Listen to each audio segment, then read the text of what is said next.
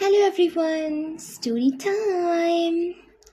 So let's get into this story. So this is a story of a single mother. So his husband died and he had a son. Alright, and after his husband's death, she was actually taking care of her child all alone. There were no support. She was supporting her child by her own, no relative support. So, and not only she was paying like child's expenses, she was also like giving the rent. She had no space to live. So first of all, she has to do job, then she has to take care of his kid, and she has to like pay all the expenses, all groceries, all rent, and all that stuff. All right, and she was kind of a broke too because she had bare minimum salary, and of course when she is on the job she has to do something. She has to she actually enrolled his child into the daycare. All right, and because that he wanted to spend most of the time with his child, but it was really tough for her because she was earning bread and butter for his family. And the thing is, she was standing over the bus one day and looking at her mobile phone, and the screen was completely cracked. And she was kind of sad and looking at the phone, and suddenly a message popped up, and it was the message from the daycare. And they told to the Sarah, "You are late again. This is the fourth message that we are reminding that you have to pay the fee. Otherwise, we will not welcome Daniel." All right, and Daniel was her child. And she was looking at it. She seemed really tired because definitely she had so many responsibilities. And then what happened? She just got the bus, and she reached at her job. And when she reached there, what happened is like his supervisor, he looked at her, and he smiled, and he said, "Late again?" And she just didn't said anything. She just gave him a little smile, and that's it. That smile was saying so many things.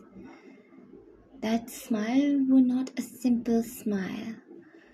That smile had so many sadness. That had a sadness thing.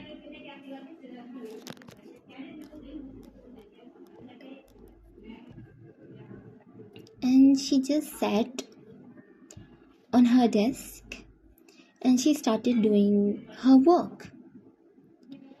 And her supervisor again came. And actually, the story is his supervisor does not like her. And the reason was, at first, he liked her. And he liked her in any other sense because she was a beautiful lady. And he knows that she is married and her husband had died. And most of the people try to use that opportunity. They use people try to take advantages of others. So he did that. But definitely Sarah did not like him at all, and she was not interested in any kind of relationship. She was completely focused on her child. That's it. She was completely focused on her child, and she just wanted to mind her own business. But sometimes those men, when they face rejection and they try to take revenge, and that the same thing Mr. Daniel did. Mr. Daniel tried to take advantage of Sarah. She did not say anything. She did not respond to anything. She always mind her own business. And one day, and even the same day, her supervisor actually gave her the assignment. And that assignment, she was not even capable of that assignment. It was not her job to do that assignment. But he gave her just to show, just to take kind of a revenge, So, but she did not said anything. She tried to do that, and what happened? Obviously, she was not capable of doing that, and she got an email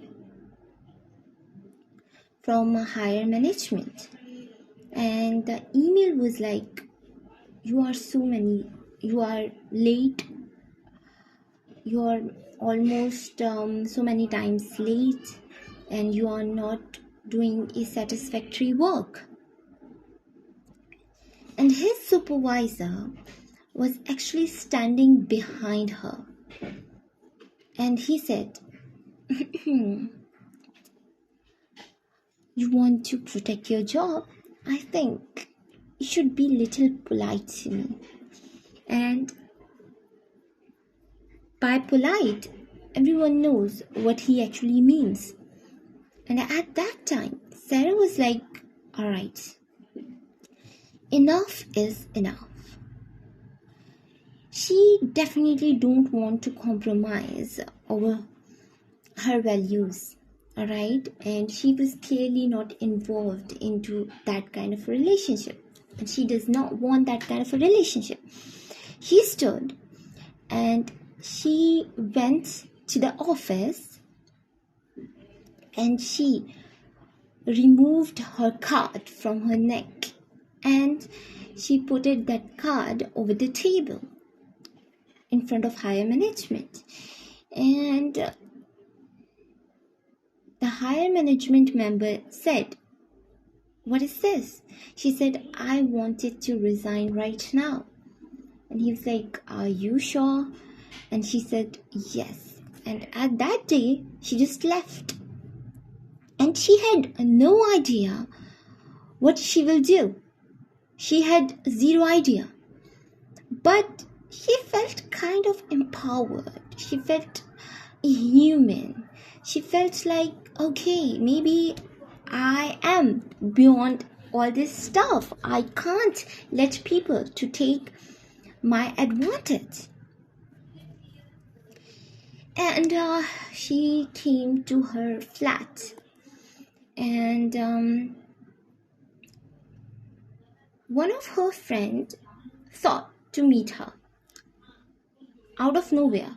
So her friend came to her place, and her friend asked, hey, is everything okay?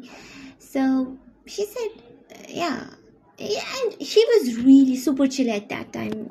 Sometimes when you feel really empowered, and you don't know what will happen, because definitely she was a owner of that home. She was the only person who was earning. She after leaving the job, definitely she can't um, do anything. She can't even you know she can't manage anything because she had no money. But a satisfaction was in on her face, and she was like, all right. She with a straight face, and she said, I just left my job. And her friend like, all right, what happened? And she told all the story. And her friend like, all right, you took a good decision. I have a job opportunity, but it is not a big company, but still they will give you good enough money, a salary. So if you're ready, should I talk to those people? And she was like, yeah, sure.